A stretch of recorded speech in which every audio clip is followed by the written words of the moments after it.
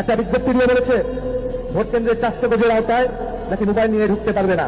Election commission কোন জায়গা থেকে এই আইন এই বিধিবিধান বের করছে আমরা জানি না। আমরা হুঁশিয়ারি দিচ্ছি আজকের সন্ধ্যার মধ্যে দিনের আলো থাকতে থাকতে এই বিধিবিধান পরিবর্তন করেন। আগামীকাল আর ইলেকশন কমিশন ঘেরাও হবে। সব সহ্য করে গিয়েছি।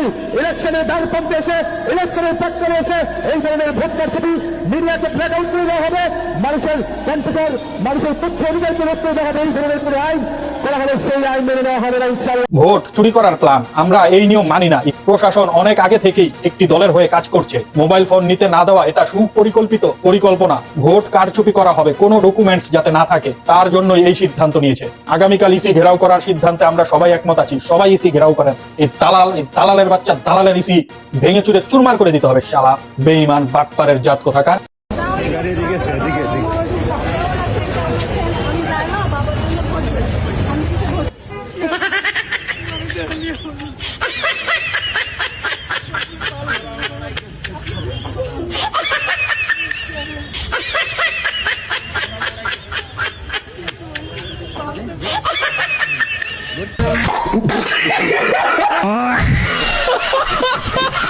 অভিনয়ের জন্য সেরা রে রিক্সার ড্রাইভার। কি বুঝলেন? সাধারণ জনগণ অভিনয় করা শিখে গেছে। অভিনয় শুধু তোরাই গরিবদের সাথে করবি, এবার গরিবরাও তোদের সাথে অভিনয় করা শিখে গেছে। চোখে যদিও কোনো ওয়াটার আসে নাই, জাইমা মনে হয় ব্যাপারটা বুঝে গেছে। তবে একটু জড়ায়া ধরলে ব্যাপারটা আরেকটু আর কি রসালো হইতো, মানে আরেকটু মজা পাইতাম, সবাই জনগণ মজা পাইতাম। আরে রিক্সাওয়ালা এটাই মনে করছে কিছু টাকা পাইব। যাই হোক, জাতির মেয়েকে সবাই শেষ দেখা দেখে নেন। হয়তো এমন দেখা আর নাও হইতে পারে। আমার শরীরে দিত গরম খুন্তির ছেকা, আমাকে মারধর করে টয়লেটে আটকে রাখা হতো।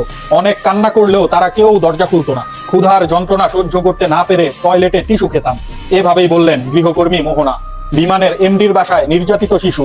হাদির মরদেহ নিয়ে অমানবিক উক্তি। এই হাসিনার কুত্তার বাচ্চায় বলছে আয় হাদির লাশ নিয়ে যা, সবাই ওরে খুঁজে বের করুন, যদি পাতালেও থাকে। জনস্বার্থে ওকে জয় বাংলা করা কর্তব্য হয়ে গেছে। একমত হলে লাইক কমেন্ট শেয়ার করে পাশে থাকার আহ্বান রইল। আইসিসি কে 4টি শর্ত দিয়েছে পাকিস্তান। প্রথম শর্ত, আইসিসি থেকে পাকিস্তানের রাজস্ব ভাগ বৃদ্ধি করতে হবে। দ্বিতীয় শর্ত, পুনরায় পাকিস্তান ভারতের দ্বিপাক্ষিক সিরিজ চালু করতে হবে। তৃতীয় শর্ত, বিশ্বকাপ খেলতে না দেওয়ায় বাংলাদেশকে বিশ্বকাপের সম্পূর্ণ ক্ষতিপূরণ দিতে হবে। এবং চতুর্থ শর্ত, বাংলাদেশকে কোনো প্রকার নিষেধাজ্ঞা দেওয়া যাবে না। এই শর্তগুলো দেখলেই বোঝা যায় আবারও বাংলাদেশের পাশে দাঁড়ালো পাকিস্তান। ভিডিওটি ভালো লাগলে অবশ্যই লাইক এবং শেয়ার করে দিবেন প্লিজ।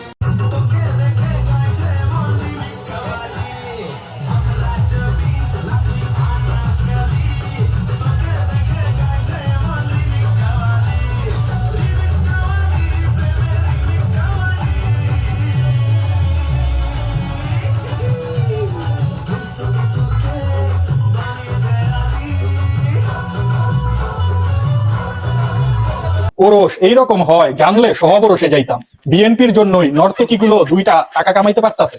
ভোট কোন জায়গায় দিব দ্বিধাদ্বন্দ্বে ছিলাম।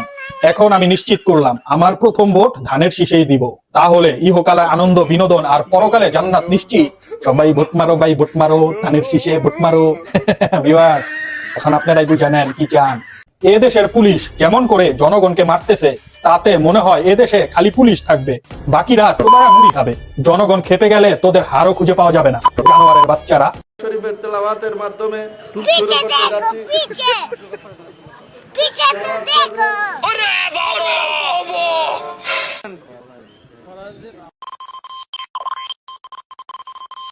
আমার জন্য একটু ভোট চাইয়া দেন, আমার একটু ভোট দিতে। হ্যাঁ অবশ্যই, সবাই আমাদের নাফুদ্দিন পাটোয়ারি ভাই বাংলাদেশের প্রসিদ্ধ একজন আলেম এবং লেখক।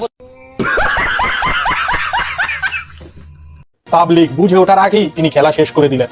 প্রিমিয়াম লেভেলের ফিনিশিং দিল। পাটোয়ারিদেরকেই সংসদে দরকার, দেশের মানুষের হয়ে কথা বলার জন্য, অন্যায়ের প্রতিবাদ করার জন্য। হাসির হলেও পৃথিবীর শ্রেষ্ঠ উদাহরণ হয়ে থাকবে এটি। কিভাবে বাঁশ দিয়ে বের করে নিতে হয় সেটা দেখিয়ে দিল। Nasir is the best.